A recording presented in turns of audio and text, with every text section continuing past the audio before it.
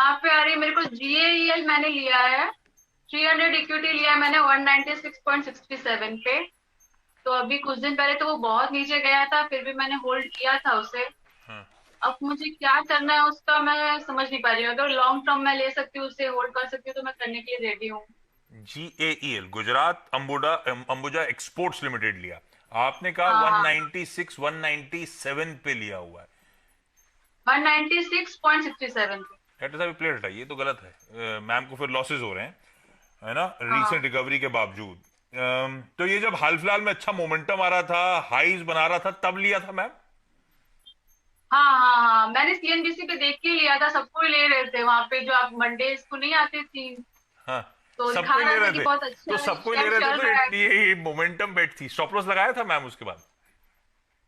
नहीं, stop loss नहीं लगाया था, मैं एक्चुअली लॉन्ग टर्म पर्पज से ली थी। अचानक से बहुत डाउन चला गया ये। नहीं, ये हुआ बहुत मैसिवली रीरेट। पिछले साल जब पैंडेमिक की शुरुआत हुई थी तो मेरे ख्याल से 50 के लेवल्स पे था मार्च में। वहां से मैसिवली रेट हुआ, 200 के लेवल्स को भी ब्रीच कर रहा था। लेकिन स्वाति उस मोमेंटम के हायर एंड के आसपास लिया है। अब थोड़ा सा नुकसान झेल रही हैं, क्या करना है? रख सकती हैं लंबी अवधि के लिए, पर गुजरात अंबुजा एक्सपोर्ट लंबी अवधि पे रखना चाहिए पोर्टफोलियो में क्या? उस समय तो मोमेंटम चेज किया था, स्टॉप लॉस लगाया, गिर गया, तो अब हम उसे इन्वेस्टमेंट बेट के तौर पे ट्रीट कर रहे हैं। सही है क्या? करना चाहिए इसको कैसे?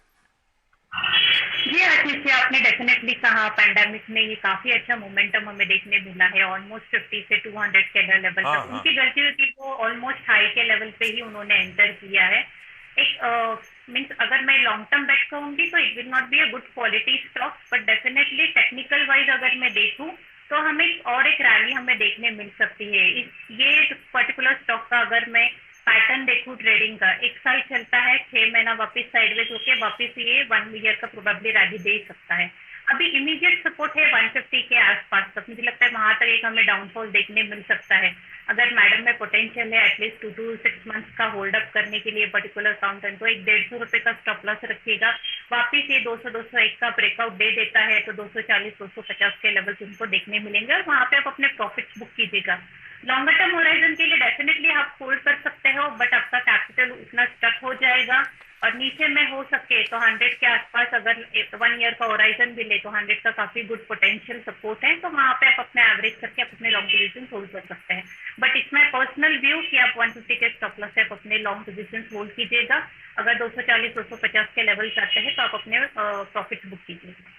पर ये वर्षा स्ट्रैटेजी गलत हो गई। हमने वो मोमेंटम चेज किया था, मोमेंटम फिर हमारे फेवर में नहीं था, तो हमें निकल जाना चाहिए था। स्टॉप लॉस जो भी एक्सपर्ट्स ने दिया था, वो एक फॉल्स ब्रेकआउट होगा या कोई भी रीजन होगा, तो स्टॉप लॉस के साथ निकल जाना था, तो अपने लॉसेस मिनिमाइज होते। उस कैपिटल को, अब ये ब्लॉक हो गया कैपिटल।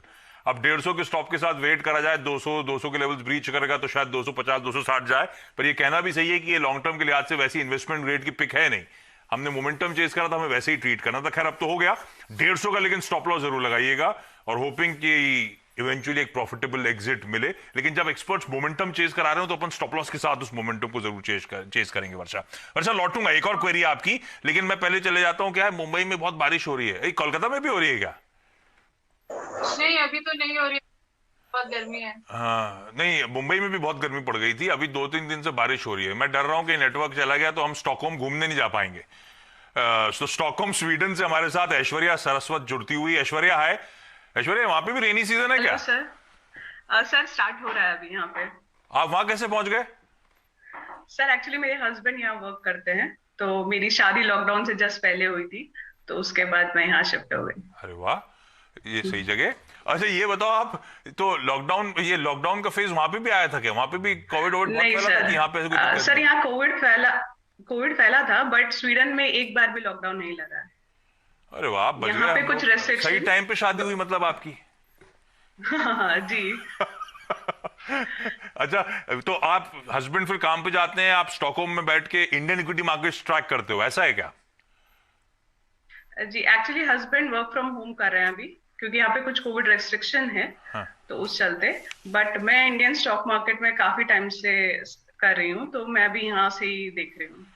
अच्छा, मैं आ रहा हूं आपकी क्वेरीज पे। 1 मिनट। मारुति के बिक्री के आंकड़े अगस्त के आ चुके हैं। कुल सेल्स है 1.3 लाख यूनिट्स, और आवाज का पोल था 1.35 लाख यूनिट्स का। तो मेरे ख्याल से एग्जैक्ट 8-8.5% का साल दर साल उछाल था। ये देखिए एक्सपेक्टेशंस पे आ गई, तो मोटा मोटी उम्मीद से थोड़ा कम, मैं कहूंगा इनलाइन विद एक्सपेक्टेशंस नंबर्स आते हुए मारुति के। पर मारुति का स्टॉक आज सुबह से वैसे ही दबाव में है। ये देखिए आपकी स्क्रीन पर, वो दबाव इसीलिए था कि मारुति ने हाईलाइट कर दिया है कि वो चिप्स की दिक्कतें आ रही हैं और चिप की शॉर्टेज के चलते काफी सिग्निफिकेंटली यहां से अब प्रोडक्शन इंपैक्ट होगा, शायद आधा करना पड़े, और इसीलिए स्टॉक थोड़ा सा दबाव में। आज तो खैर बिक्री के आंकड़े, स्वाति मारुति का चार्ट चेक दीजिएगा। ये मारुति में इतना कोई खास मोमेंटम हमें देखने नहीं मिला है। नीचे में 6700 का एक क्रूशियल सपोर्ट जोन है। अगर कोई एग्रेसिव ट्रेडर है तो ये डेफिनेटली रैली ट्रेड कर सकते हैं। छोटा पुल बैक हमें देखने मिल सकता है 6850 6900 के आसपास तक। तो मुझे लगता है 6700 का स्टॉप लॉस रख के आप अपने लॉन्ग पोजीशन बिल्डअप कर सकते हैं। बट ओवरऑल स्टॉक ज्यादा कुछ पॉजिटिव नहीं है। अनलेस एंड अनटिल 6900 का ब्रेकआउट नहीं देखता है तब तक एक हमें एक सपोर्ट जोन एक क्लैरिफाई नहीं होगा, हमें एक न्यू ट्रेंड अपसाइड नहीं देखने मिल सकता है। ये जस्ट एक स्मॉल पुल बैक रैली हो सकती है। तो एग्रेसिव ट्रेडर में अगर कोई इंटरेस्टेड है तो वो 6700 के स्टॉप लॉस से आप अपने बाय कॉल फिनिश सकते हैं। ये हो गई मारुति पे कॉल। अच्छा ऐश्वर्या, आप स्टॉकों में ये कैसी जगह, मजा आ रहा है वहां पे कि इंडिया मिस कर रहे हो आप? और पहली क्वेरी कौन सी है? सर स्टॉकहोम बहुत सुंदर सिटी है। ऑफ कोर्स इंडिया में मैं मेरी फैमिली को जरूर मिस करती हूँ, बट हाँ काफी मजा आ रहा है यहाँ। हाँ वो इमेजेस दिखा रहे हैं प्रोड्यूसर साहब, मजा आ रहा है देख के। स्टॉक क्वेरी कौन सी है पहली? सर मेरी क्वेरी है मेगमनी ऑर्गेनिक्स की। हाँ। एक्चुअली मैं इसको डीमर्जर से पहले मैं होल्ड कर रही हूँ 56 रुपीज की प्राइस पे। अभी डीमर्जर के बाद में काफी स्टॉक में उछाल देखा गया है। तो मैं ये जानना चाह रही हूँ लॉन्ग टर्म फ्यूचर पर्सपेक्टिव के हिसाब से मुझे एड ऑन करना चाहिए शेयर्स या फिर अभी होल्ड करना चाहिए या क्या? तो मेगमनी ऑर्गेनिक्स आपके पास 5000 शेयर 56 के हैं जी। तो मेगमनी ऑर्गेनिक्स इस समय खड़ा हुआ है 138 पर, और आपको वो भी मिला होगा मेगमनी वो फाइन कैम जी, वो तो और 600 के आसपास है, तो बड़ा अच्छा वैल्यू क्रिएशन हो गया आपका। स्वाति अब इसका चार्ट है कि नहीं, इसमें कुछ बता सकते हो आप क्या मेगमनी ऑर्गेनिक्स का देखकर? यस डेफिनेटली आशीष जी, मेगमनी का अगर मैं 2017 से देखूं तो काफी फॉल में था टूवर्ड्स 220 तक। वहां से वापस एक हमें बाउंस बैक काफी अच्छी रैली देखने मिली। ऑल टाइम हाई पे ऑलमोस्ट 138 के आसपास चल रहा है अभी। मुझे लगता है उनका काफी लो लेवल का बाइंग है और ये ऐसा काउंटर है जो काफी टाइम के बाद एक काफी पुल बैक रैली मिलता है या स्ट्रॉन्ग रैली हमें देखने मिलती है। कंटिन्यूसली हमें पॉजिटिव मोमेंटम नहीं देखने मिलता है। तो करंट लेवल पे मेरी ये राय रहेगी कि आप एटलीस्ट 50% अपने प्रॉफिट बुक कीजिएगा करंट लेवल्स पे। अगर ये नीचे में 80 के आसपास आता है तो आप एड ऑन कर सकते हैं या फ्रेश बाय, या फिर ये जो बुक पार्चल किया वो आप रिकवर कर सकते हो। ऊपर में मुझे लगता है 145 का एक बार ब्रेकआउट दे देगा तो 200-240 के लेवल्स देखने मिल सकते हैं। तो आप अपने सेकंड हाफ पोजीशन आप अपने होल्ड कर सकते हो 200 के टारगेट के लिए। But at the current level I will suggest to book your half profits at CMP. आधा मुनाफा बांध लीजिए, बाकी आधे के थ्रू इस मोमेंटम को राइड करने की सलाह। मुंबई में दीपिका दवे मैम आपको आपकी स्क्रीन पर नजर आएंगी। थोड़ा सा संपर्क साधने में देर लग रही थी। मैम बाहर बारिश हो रही है क्या? हाँ सर बारिश तो है। हाँ वो तो हमेशा ऐसा होता है, तकनीकी दिक्कत आ जाती है। कब से हो मैम आप शेयर मार्केट्स में? बस मुझे सिर्फ 7 महीने हुए हैं सर। ये लॉकडाउन में आपने भी शुरू करा था? हाँ सर, रिटायरमेंट में स्कूल में जॉब करती थी। हाँ। और फिर के बाद में सर मैंने चालू किया सर शेयर का।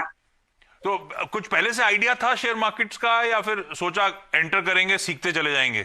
हाँ सर, जब स्कूल में थी ना सर तो शेयर में कुछ फ्रेंड्स लोग करते थे तो उनका देख देख के मैंने भी तब रिलायंस के शेयर लिए थे। अरे वाह। तो अगर मैं कभी टीचर्स डे स्पेशल करूंगा तो आपसे बातचीत कर लेंगे, तो आपके फ्रेंड्स को भी बुला लेंगे शो में। Okay sir, thank you so much sir. Good idea ना। तो हमें भी फिर टीचर्स ढूंढने की जरूरत नहीं पड़ेगी, मैम के पास चले जाएंगे। अच्छा मैम, अभी क्या रिलायंस जब आप पढ़ा रहे थे कलीग्स के साथ आपने भी रिलायंस एक्यूमुलेट करा, तब से फिर शौक हो गया, इक्विटी मार्केट का रुझान बढ़ गया, ऐसा हुआ तो वहां पैसा बन गया इसीलिए क्या? नहीं पैसा तो नहीं बना था, फिर छोड़ दिया था। हाँ? अब फिर लॉकडाउन में फिर से बोला कुछ तो करना चाहिए। हाँ। You can't sit idle. तो फिर मैंने चालू कर दिया सर फिर से लेना। हाँ वो टीचर्स कहा जाता है वैसे भी एनर्जेटिक होते हैं, तो फिर आइडल बैठ नहीं सकते। तो मैम फिर अब क्या होता है, आप स्क्रीन पे बैठ के ट्रेड करते हो दिन भर या फिर लॉन्ग टर्म के लिए स्टॉक्स उठा रहे हो आप? सर मैं आपका CNBP आवाज देखती हूँ सर, बहुत इंटरेस्ट आता है मुझे उसमें। और न्यूज़पेपर पढ़ती हूँ सर, इकोनॉमिक्स टाइम वगैरह। अरे वाह, तो फिर अपना स्टॉक सिलेक्शन खुद ही कर रहे हो आजकल आप पढ़ के? हाँ सर, और तो थोड़ा सर आप लोग देते हैं आइडिया सर आपको। वो तो स्वाति जी जैसे लोग हमारी मदद कर देते हैं मैम। सर, अच्छा, अभी कौन पढ़ लिख के कौन सा स्टॉक लिया था मैम? जो स्वाति जी के लिए पहली क्वेरी है वो कौन सी है? सर मैंने सर है ना 150 शेयर लिए हैं रेडिंगटन के शॉर्ट ट्रेडिंग के लिए सर। हाँ। वो लिए थे 168 में सर। शॉर्ट ट्रेडिंग के लिए मतलब छोटी अवधि के लिए? छोटी अवधि मतलब आप कैसे डिफाइन करते हो? कितने समय के लिए आपने सोचा था कि रखूंगी और मुनाफा हो जाएगा? सर जैसे 168 का लिया था सर मैंने, तो सोचा था कि 2500 अगर मिला मुझे तो तब निकाल दूंगी। 2000? ये रेडिंगटन की बात कर रहे हो? सर ये ठीक है सर, 6 महीने भी चलेगा सर, 6 महीना भी रहा तो।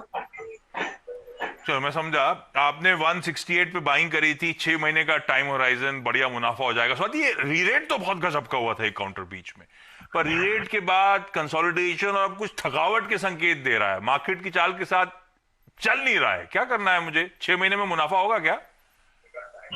आशीष जी देखिए, 2021 से किसी तक इसने मोमेंटम दिया है 50-60 से ऑलमोस्ट 160 के लेवल तक।